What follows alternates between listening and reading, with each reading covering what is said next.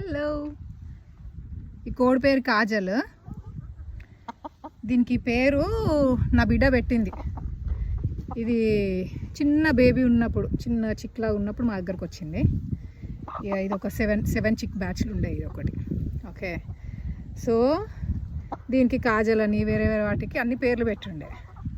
అయితే ఇది almost 1 year old ఉన్నప్పుడు మేము ఒకరోజు బయటికి పోయి వచ్చేసరికి ఇది ఇట్లా కన్ను ఇట్లా మూసుకుపోయి కూపులో కూర్చొని ఉండే.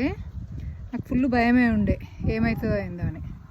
ఒక 1 week మా దగ్గరనే ఇంట్లో ఒక కేజ్ లాంటి దాంట్లో పెట్టి దీనికి నా బిడ్డ ట్రీట్మెంట్ చేసింది. అప్పటిదప్పుడు గూగుల్ సెర్చ్ చేసి కన్నుని ఎట్లా కాపాడాలని, ఎందుకంటే ఇది ఆల్మోస్ట్ ఎవరో ఇలా కన్నులో పోక్ చేసిండ్రు. సో కన్ను ఓపెన్ చేయరాకుండా ఉండే దానికి, అండ్ ఇట్లా కొంచెం వాటర్ గారినట్టు అవుతుండే, ఏదో అయింది.